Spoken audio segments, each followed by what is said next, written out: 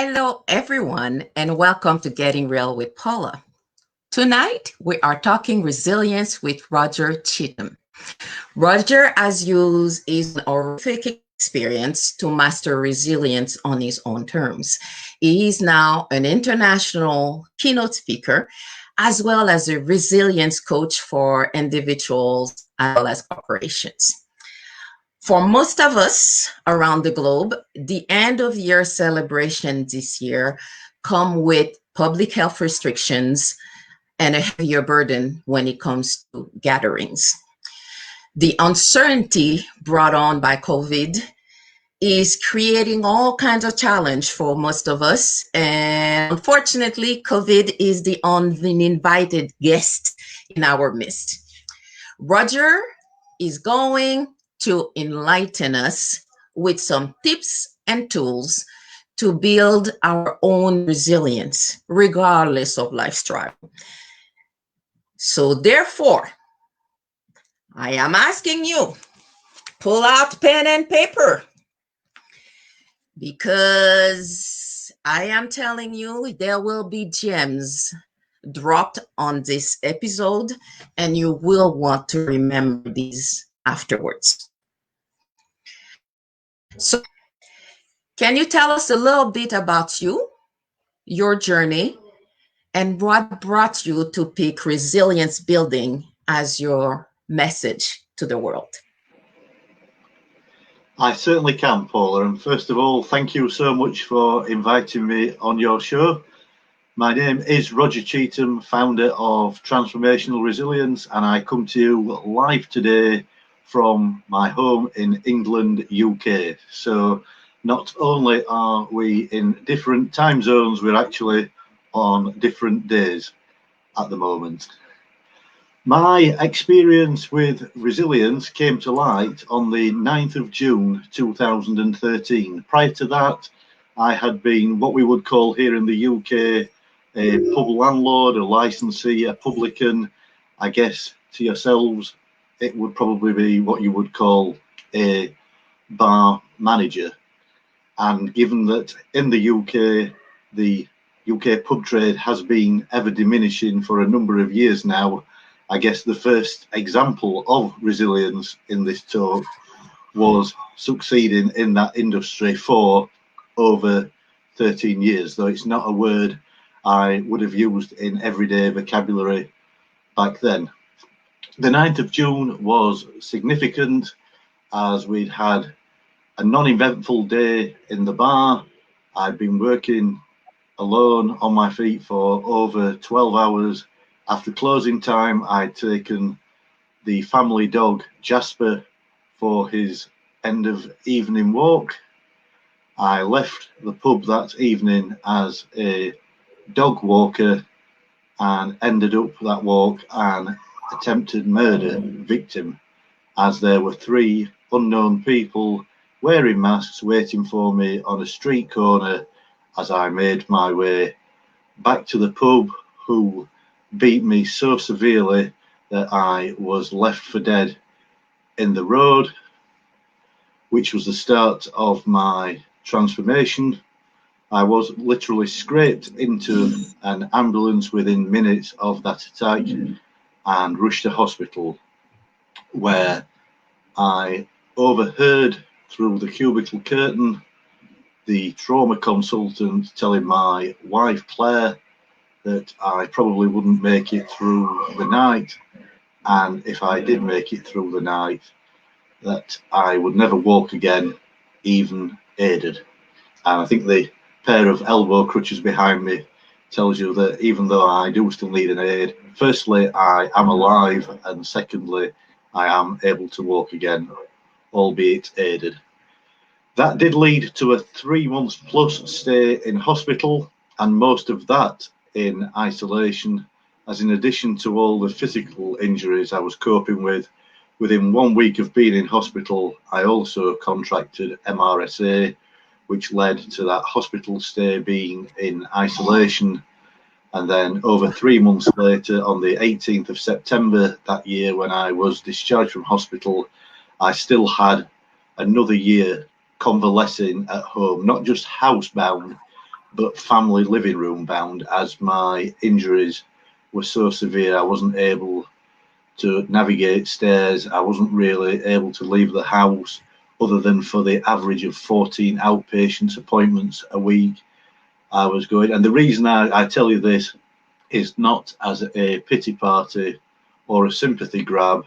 It's simply to let you know that if you have been struggling and having a hard time during COVID, during the pandemic, during the various lockdowns of varying stages over the past few months, and you're fed up of people saying to you, "Oh, I know how you feel," when you're thinking you absolutely don't, then I share that experience with you to let you know from my own experience that I really do understand what you're going through. And I don't mind sharing with you that this time round, when we were told back in March that here in the UK we were going into full lockdown, my initial thoughts were, oh no, please, not all over again. I am pleased to say that I have adopted my own teachings on resilience through this time, and here we are months later.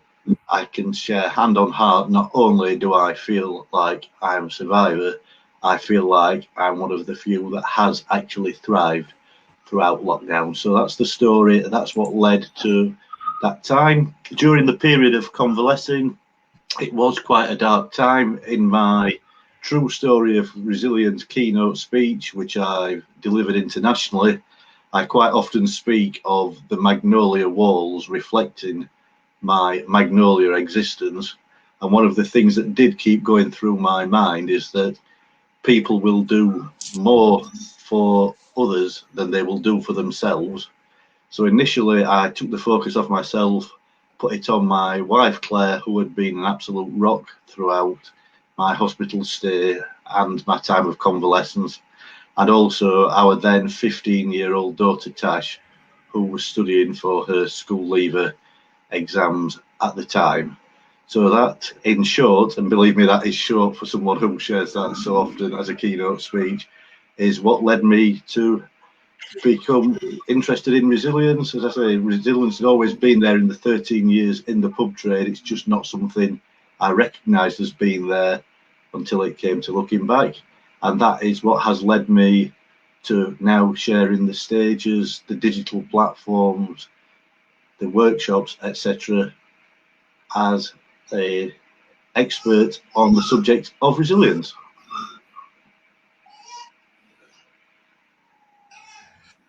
Thank you. Thank you. We seem to have a an echo lag when we're talking, so I'm not sure what's happening because we were talking earlier and things were great. What I will ask, can you define what resilience is to you and what it brought to your work on life? I absolutely can, yes. And I always like to start whenever I'm asked that question by giving the dictionary definitions of resilience, because it's a word that we hear bandied about in the media, in the news, and everywhere we go at the moment. But how much do we actually understand what resilience is? So the dictionary definitions that I like to quote are the ability to become strong, healthy, or successful after something bad happens. And the other one is the ability of something to return to its original state after being bent, pulled, or stretched, etc. And the example given is nylon. Well, given that since the attack I no longer have the legs for nylons, let's move on to the psychologist definition, which is simply the ability to adapt to trauma. Now, the issue I have with all those definitions is that they portray resilience as some kind of parachute, which is only deployed as we're hurtling through the depths towards adversity, whereas I tend to see it as more of a positive, and my own definition of resilience is the ability to keep going through the difficult times, bounce back from the hard times, and spring forward to the great times, which I assure you really are ahead.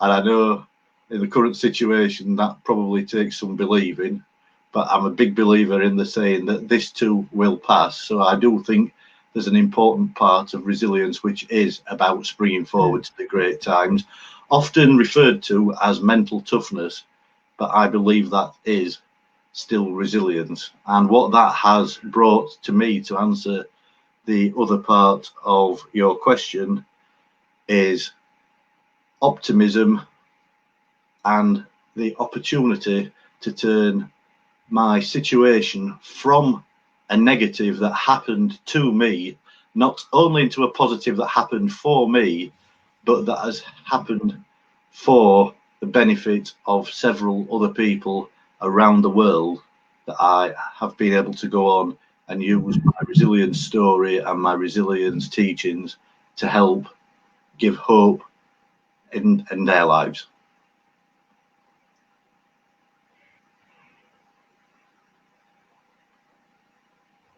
Thank you. I have to say, I like the quote of happen to you happens for you. My experience has been that regardless of what we see as trials in our journey, reality is meant for us to learn something. It is meant for us to develop some competency or some skill sets. So that's where we go with the expression happens for you. So I've heard you mention mental health. Tell me to you, what would be the connection between mental and resilience? Are they different? The connection between resilience and mental health. Well, firstly, I would just like to say that mental health is indeed a real illness. It isn't a taboo, and it is not something that anyone should be ashamed of. And I know that isn't always the case as it should be, in that if someone has a physical injury such as a broken arm or a broken leg and they have a plaster cast, then people are curious about that. They will ask after their welfare, they will want to sign the plaster cast, etc. Whereas many times when someone says to someone else they have a mental health issue, the other person will make an excuse to get out of there as fast as they can. And I am aware that we are moving away from that now, which is great to see. I would also like to say that I am no mental health professional, and there are some fantastic mental health professionals out there, the psychiatrists, the clinical psychologists, etc. So if anything I say conflicts with professional advice you're given, please do favour the professional advice over what I share, because what I'm about to share is based purely on my own experience with mental health.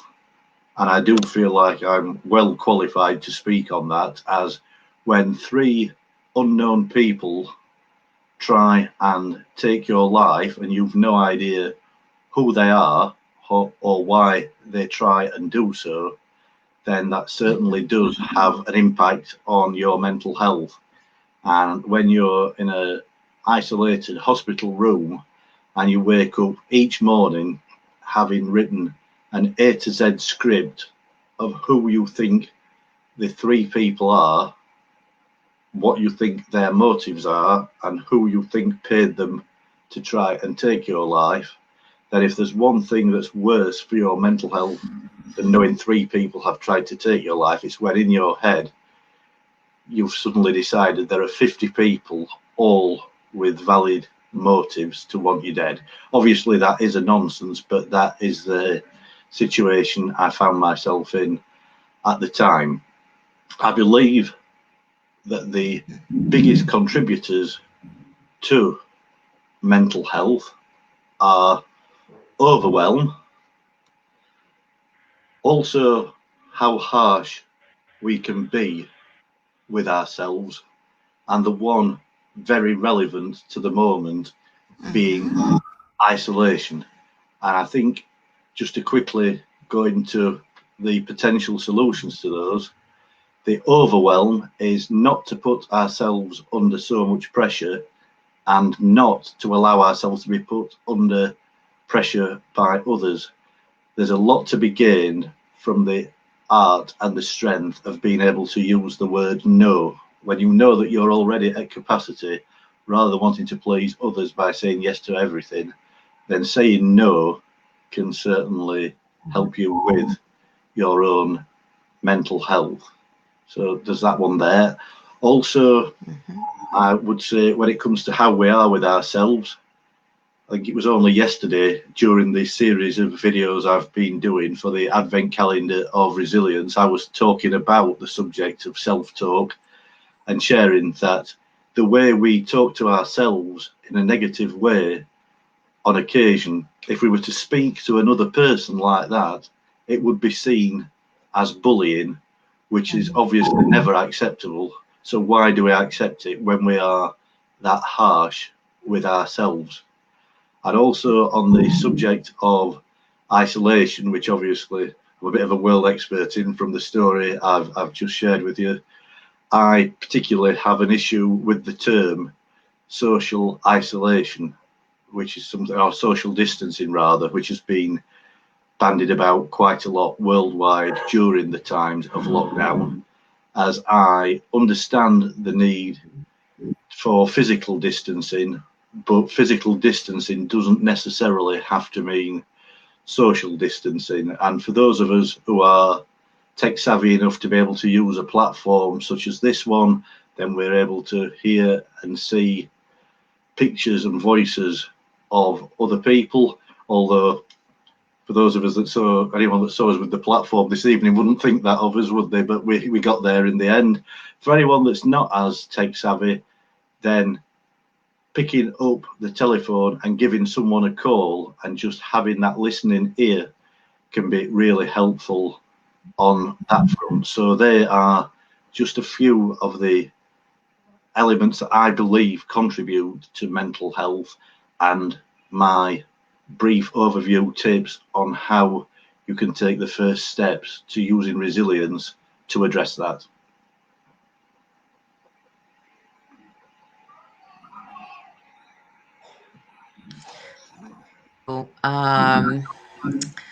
I like some of the tips you've mentioned from the perspective that we are now having to rethink the way we engage with others. And so sometimes we're going back to the way things used to be in order to reconnect with people.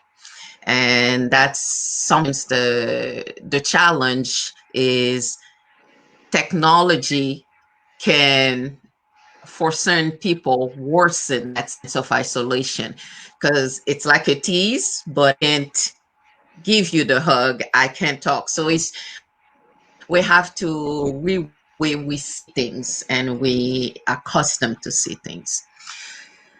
I'm gonna ask you a question. You've mentioned isolation when you were right after your attack. What are some of the lessons learned and or that isolation that could be applicable to current pandemic and public health restriction? Okay, I often in my true story of resilience keynote speech talk about a life of resilience, and the reason I call it that is because life is the acronym that was born out of my time in isolation, and it's my 4-step process for dealing with isolation and being more resilient in life. The L standing for look at life through a lens of gratitude. Look for those silver linings in each cloud and how you can be grateful in that moment. And I have often been asked, well, we're in a pandemic, this lockdown has gone on for months. What can you be grateful for? And based on the story that I shared at the beginning of this interview, my answer is simply, I am grateful for still being alive today to witness this pandemic and be part of it, because given I was so close to that not being the case, that has made me very grateful for that. The second one, the second letter is I, which is imagine how you can do things differently, which we've already touched upon, in that normally if I was giving this talk, firstly, I wouldn't be doing it at coming up to 1 o'clock in the morning, but I would normally be delivering it from an in-person stage, which is something which isn't available at the moment. And whilst I'm a firm believer that there is no replacement for the personal energy in a room and for being able to give someone a hug and being able to look into your audience's eyes and see their emotion, whilst that's nowhere near as easy on Zoom, again, back to linking that with gratitude, I think we should be grateful for the fact we have the technology of laptops and tablets, etc. We should be grateful for having Wi-Fi to being able to do this. And I just think if we were going back to the 1980s and this was happening, when the best technology we'd got was very much the Sinclair ZX Spectrum or the Commodore 64, then I think we would find this pandemic so much worse than it is at the moment. So the I is about imagine how you can do things different and being adaptable. We've talked about the fact we've got onto Zoom and various other online platforms to be able to do things like this, which have replaced the live events. The large companies, which when we got into lockdown, immediately were able to adapt and have their workers working from home and adapt the whole way that we do business has been another example of that. Also, I would say, which again I touched on in my story, the F of life is find a big enough reason why. And for me, that was finding a why external to myself that you're not going to give up on. Choose how testing things get, and even when you're in isolation, you can be doing things to make a difference for others. And the E of the life acronym is empathy, being able to share and understand the thoughts and feelings of another, even if they're not in alignment with your own. So they would be my top 4 tips.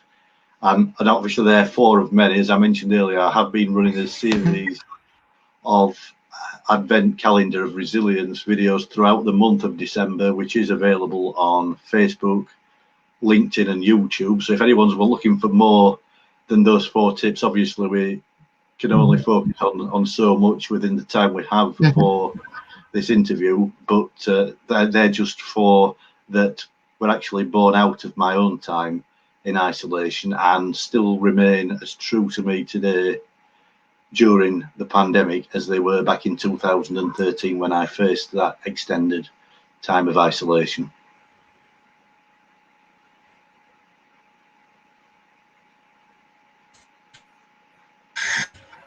What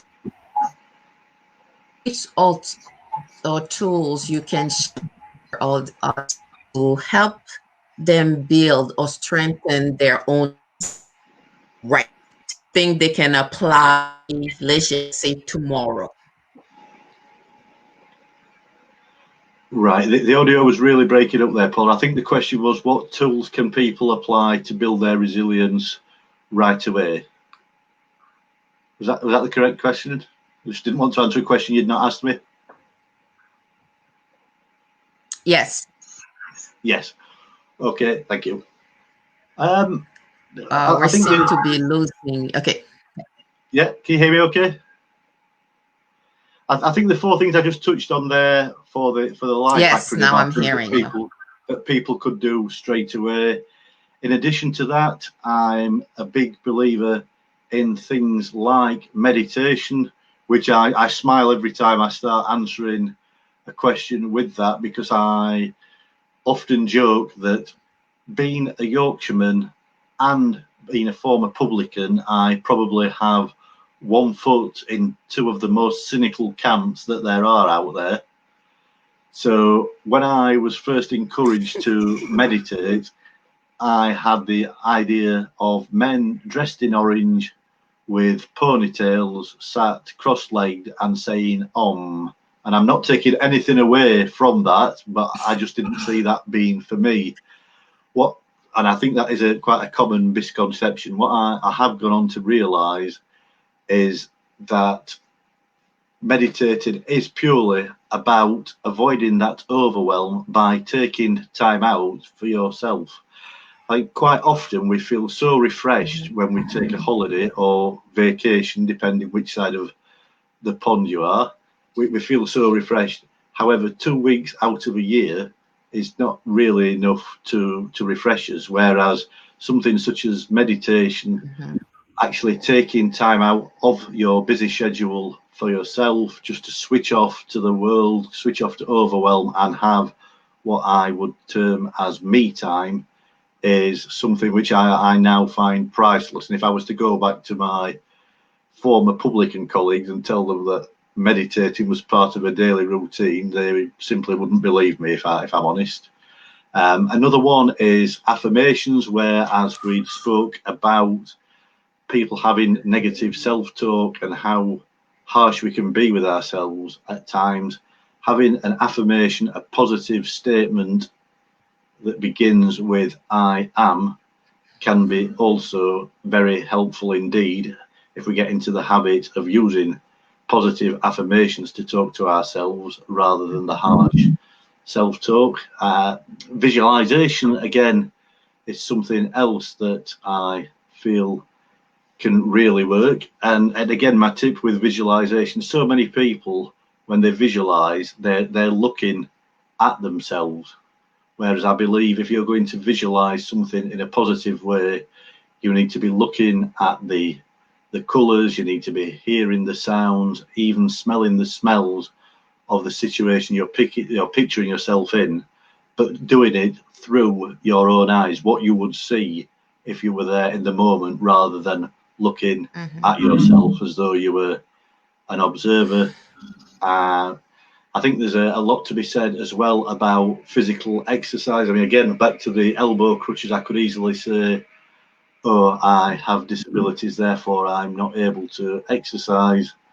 Again, that would be a case of what you tell yourself. I mean, for me, I visit a community gym at least once a week. And yes, I do have constraints rather, that I'm not going to be trying to bench press my own body weight or anything like that.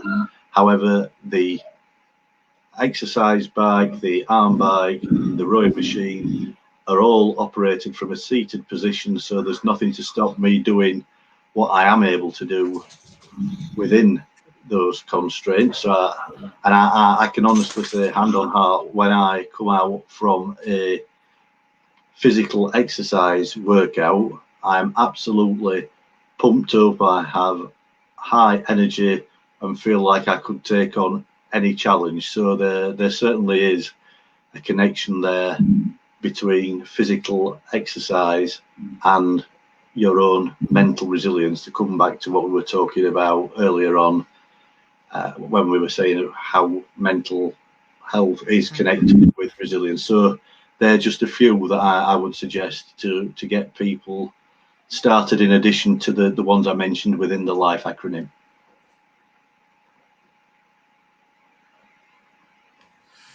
Thank you. I'm happy to see that quite a few things you've mentioned I've already incorporated into my own journey. Definitely daily physical exercise is something that we should all consider especially if you're working from home. So you have to figure out a way to exercise, move the oxygen in your space and in your mind. And the other three, meditation, visualization, as well as affirmation, huge tools.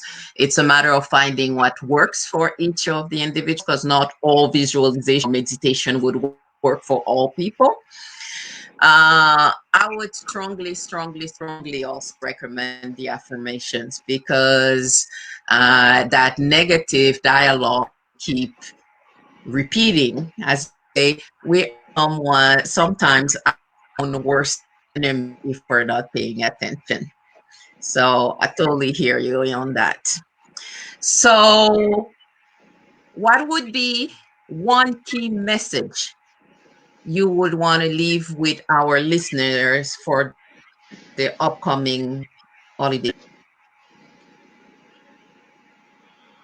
Right. I personally would like to say to each one of your listeners the phrase that I end every one of my talks with, that you are more than a survivor, you are a thriver. And we've just been talking about affirmations. So if you were looking for an original affirmation, if that's not something that you're familiar with, then look yourself in the mirror each morning and tell yourself, I am more than a survivor. I am a thriver. And that's not a bad affirmation whatsoever to get you started with and to set the tone for the rest of your day.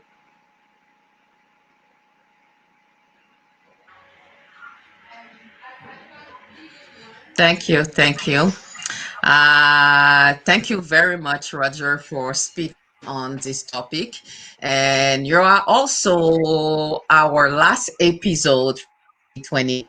So thank you for helping us this year. To all of you out there, thank you for wrapping 2020 with me as well.